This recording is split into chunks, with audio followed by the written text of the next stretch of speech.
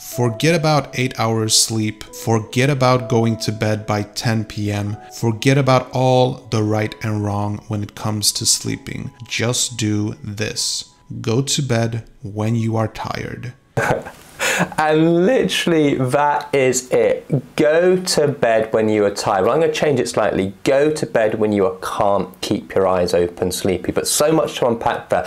Yeah, the whole idea that everyone needs 8 hours of sleep, bin that. Some people need 6, some people need 7, some people, if you're a short sleeper, need 5. But if you try and get more sleep than you need, you'll just lie in bed getting cross, getting anxious, getting stressed. But yeah, only go to bed when you can't keep your eyes open, sleepy. Amazing advice.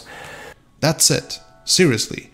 Even if you aren't tired until 2 a.m., stay up until you feel tired. When you go to bed when you are tired, you have no problems falling asleep. It's when you lie in the bed forcing yourself to sleep when you run into problems. Yeah, 100%. So you're lying in bed and you're not sleepy. So you start using meditation, relaxation, counting back from 100, becoming angry, stressed, annoyed about the fact that you can't sleep. Well, what's happening here? Body temperature, adrenaline, cortisol, it spikes through the roof. You tell your brain there's something really threatening and scaring to your safety. So of course you're not going to sleep. And so why it's not taught, go to bed when you are sleepy, is just beyond me, because it's just the best advice you can ever give, because you cannot sleep. It's literally impossible to sleep unless you have a drive to sleep. It's called the homeostatic sleep drive. Just like you cannot force yourself to feel hungry, you cannot force yourself to sleep. So incredible advice. Yeah, okay, Tommy, but if you went to bed at 2 p.m., then you were like dead tired the next day, right? Well, actually, no. Your body will adjust itself to your needs. Next night, your brain will go into a deeper sleep and catch up what is lost the night before. 100%. Again, spot on. I'm loving this video. Okay, so yeah, the brain is incredibly smart. So if you are, say you lost 3 hours of sleep on the Monday night, you do not need to catch up on 3 hours of sleep on the Tuesday night. What happens is the brain will say, okay, well, I've missed a bit of deep sleep on the Monday night. I'm just going to give you more deep sleep on the Tuesday night. So there was a study by a guy called Colin Espy, and he found that if you lose 3 hours of sleep, you only actually need to catch up on 1. So you only need to catch up on about 1/3 of the hours lost. So incredible advice, you know, and it's that trying to catch up on sleep, which leads people to spend too long in bed. And when they're in bed, they get anxious, they get stressed, they're annoyed, and it causes a lot of problems. So just kind of step out of sleep's way and you will find it will right itself. So consistency, regularity, that is how insomnia is overcome. I'm loving this video. The trick here is to remove the idea of choosing to sleep, because this is the part that gives you anxiety, and the harder you try to sleep, the less likely you will be able to. Oh, and another tip. It's just, if you're forcing yourself to sleep, it's like trying to force your hair to turn blue and then getting really cross and annoyed that you cannot do it.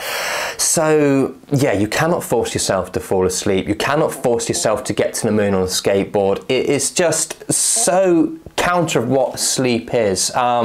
Sleep's a natural process, and as long as you stay out of its way and you know that it's a natural process, you will get the sleep that you need.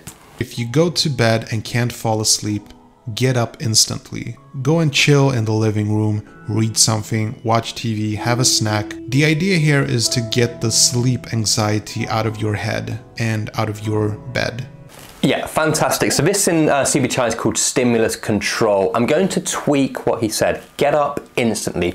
You don't need to get up instantly. If you are in bed, happy, calm, relaxed, don't be jumping out of bed, because that, you know, good sleepers, they lie in bed happy, calm and relaxed, and they're not instantly jumping out of bed as soon as they can't fall asleep. But if you feel that anxiety, stress and worry starting to creep, that's when you would leave the bed and the bedroom. And notice how he said, oh, you can watch TV at night. Amazing. You know, good sleepers watch TV before bed. Good sleepers watch TV in the night time. This whole fear around sleep, oh, I can never watch any blue light, a complete myth. Do what makes you feel happy. Do what makes you feel calm. Do what makes you feel relaxed, and you will get the sleep you need. Now, there is an alternative to stimulus control, where if you don't want to leave the bed and the bedroom, you simply sit up in bed, read a book, listen to a podcast, put some Netflix on, and you stay in bed. The idea is you're not just lying there trying to force and make yourself sleep. But again, loving the advice, he's got it spot on. Once you forget about it, you will grow tired and you can try again. This is what has... I'm going to try and tweak that a little bit. Try again. That implies that you can force sleep. That implies the more effort you make to sleep, the better you will sleep. No, don't try to sleep. If you're calm, you're happy, you're relaxed, and you have a drive to sleep, then you will naturally sleep. But don't ever, ever try to sleep.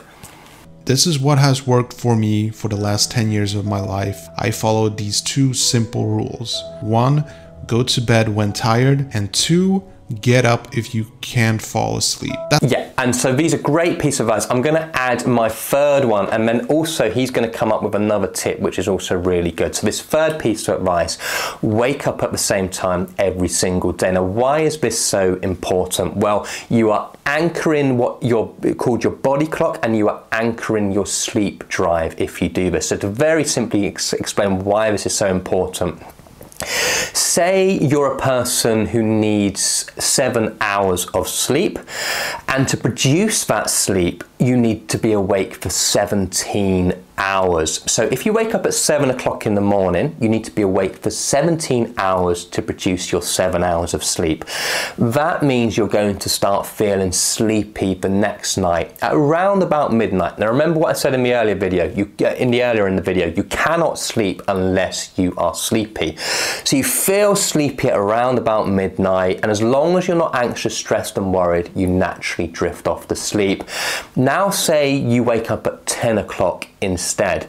You still need to be awake for your 17 hours to produce your 7 hours of sleep, but it means you're not going to feel sleepy the next night until around 3 a.m. So that fixed wake time, absolutely fundamental to sleep. So let's recap. You need to be going to bed when you can't keep your eyes open sleepy. Amazing. If you're angry, stressed and worried in bed, either leave the bedroom, do something you find relaxing and enjoyable, and return to bed when you feel sleepy again, or just simply sit up in bed, read a book, watch some Netflix, anything like that. Amazing. And get up at the same time every single day. Just these 3 pieces of advice are going to transform your sleep. Let me know in the comments if you've done any of them, and let me know how effective they have been for you. And I'm going to just give you one more tip now on this video. That's it. Simple, effective, and undoubtedly true. Let me know in the comments section if you have insomnia issues, what worked for you and what hasn't. I would love to know your experience.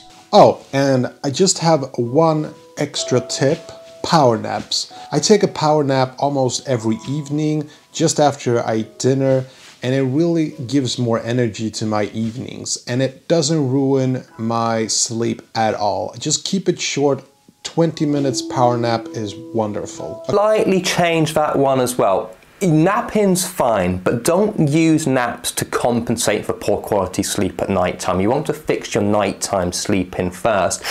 Then after that, if you are going to nap, keep them, short, 20 to 30 minutes, and before 3 p.m. is ideal. All right, absolutely hope you loved the video. Sleepz.com if you really want support with your insomnia, and I'll see you on the next one.